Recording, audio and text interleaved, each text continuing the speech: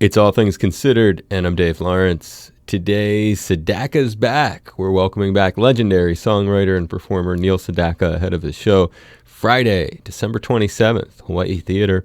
Hey, Neil, welcome back. How are you, brother? Dave, how are you? Good. Nice to talk to you again, man. Thanks for doing this. Wonderful. Yes, we've talked before, I think. Yep, a few years ago when you were last year, and I was just thinking about that show, Neil. Now, is this appearance like that, you doing a solo performance? I'm doing solo concert at the piano. It's very intimate.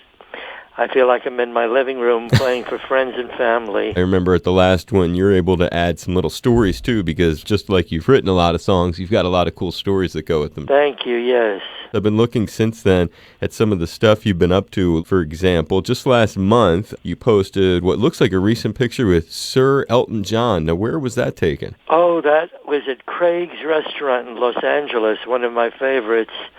Elton and I go back, of course. We have been friends for a long time. He is responsible for my comeback in 1975, and I met Elton at a Bee Gees concert. I was very friendly with Morris Gibb, and he bought my records as a kid in England, and he was a big fan, and he was starting Rocket Records in the mid-'70s.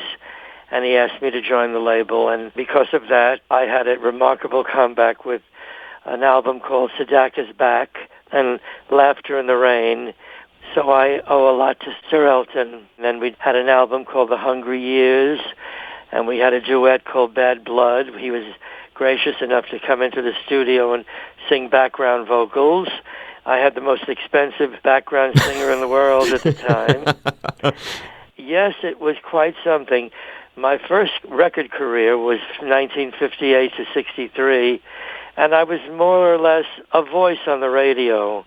The second career, 75 to 80, was television. I was on the Carol Burnett and Sonny and Cher and the Osmonds. So people saw a face with the voice. And you had some TV specials, too, with Bette Midler and David Brenner. Do you remember that one? How did you find that? My goodness. It's great watching you with those guys. Well, it was very exciting. They asked me to do a special on NBC, was it? Yes. And it was the American dream. And when we did that special, it showed another side of Neil Sedaka, Solitaire and The Hungry Years, and so many different kinds of songs. I mean, I wouldn't be here if not for Calendar Girl, and Breaking Up Is Hard to Do, but I'm singing more than 60 years and writing about 65 years now. And in those days, there were not that many who could sing and write. Right. And my first professional engagement was with Tom Moffat in Hawaii. I think it was 1958. There were no high-rises in Hawaii. They were all little shacks. And I stayed at the Hawaiian Village. Oh, we saw Don Ho, and he always got me up to sing. I was there during the beginning of rock and roll, lucky enough to start with Buddy Holly and Roy Orbison and Elvis Presley and Sam Cooke. Mentioning Buddy Holly, did you ever get to meet Buddy Holly? No, I didn't, unfortunately, but I met Richie Valens. We did the Buddy Dean show in Baltimore. It was like the Dick Clark version in Baltimore, Maryland.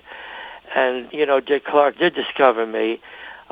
He put me on American Bandstand? American Bandstand, the very start of the career. You know, it was a thrill. I used to run home from school in Brooklyn, New York to watch American Bandstand, and here I was on it. It was quite incredible. Do you still remember when he helped break your career? Can you tell any of that story? I think it was O'Carroll. No, he had a Beach Nut show on Saturday night, and I did a terrible song. I didn't write only great songs. I had a terrible song called Ring of Rockin' Music. And for some reason he liked it, and he put me on as an unknown. He was a great guy, and he really gave me the break. He gave me the break, and then I did the Ed Sullivan Show. I was from the Brill Building in New York, so we were taught to write very hummable, singable songs that stayed in your brain, catchy. They had hooks, And then I was the king of the doobie-doos and the tra-la-las. I had a group of top 10 records, and they all had doobie-doos and tra-la-las. Actually, when Howie Greenfield and I ran out of lyrics, we would put in a doobie-doo, and I kept it in the recording, so it became a Neil Sedaka trademark. I was watching the Shindig TV show, the same one that had Tina Turner, Righteous Brothers, a few others, and when you came on, you had a huge production, all these different people dancing, this giant apparatus behind you, if you recall that. Yes, it wasn't my production, it was theirs. I did all of those shows, and they had dances and lighting and what have you. I miss those days of variety television. They were a lot of fun.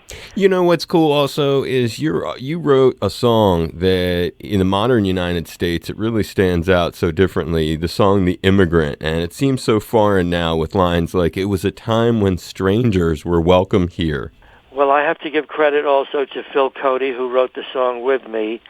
We were both from immigrant people, and the song has become more relevant today than ever. Right. CNN and MSNBC said they were going to play some of it. I don't think Fox News will play it. But, yes, I was very proud of the record. It was the follow-up to Laughter in the Rain. I had Love Will Keep Us Together in the can, and I decided on The Immigrant because it was probably the most controversial song I ever wrote. And it was about New York being a melting pot of different nationalities, people coming from strange lands and being accepted into the United States. It's reflective of your background. Think of what you just said and about New York, and then think of the fact that how many other artists can say they've recorded an album in Yiddish and done music in Spanish, Italian, German, Hebrew, Japanese, Canadian, French. Well, I'll tell you, my influence was Connie Francis, who started me off as a songwriter, and she did all the languages. I said, I'm going to be like Connie. I'm going to do all the languages, and I'm not going to do the rock and roll tours. I'm going to do the adult supper clubs. So she was my inspiration for that. Yes, I did probably every conceivable kind of album, from children's albums, as you said, to Yiddish albums. And I get emails from people from all over the world. They use a particular song for their wedding or for their bar mitzvah. Or I saw a 2.5-year-old singing Waking Up Is Hard to Do from a children's album I did. I changed the words to my songs. I can only think of one response. Oy vey. Oy vey is right. Oy vey. Well, my mother at the beginning, my mother and father were not pleased with the rock and roll. They had seen Elvis on television. They said, "You're going to do that?" And I was a concert pianist at Juilliard and had every intention of becoming a teacher and a concert pianist. And the first check came in, and my mother said, I think you should continue with writing these songs. We're blessed that you're bringing it back to Honolulu and that you shared that cool story, too, that early story with the late, great Uncle Tom Moffat. Grateful that you brought him up. Oh, yes, absolutely. Hawaii has always been very special to me. In those days, I went there before jets, and we went from New York, and we stopped in Los Angeles, and it took umpteen hours to get there, but it was worth it. Well, it'll be great to have you back in town, Neil, and I hope you had fun reminiscing with me today, and I really do appreciate your time. Same here. I hope to see you soon. And thank you so much. Mazel tov, brother. Same here. Gesundheit. Mazel mit Glück. Thank you, Dave. Good to talk to you always. Harbors open their arms to the young searching for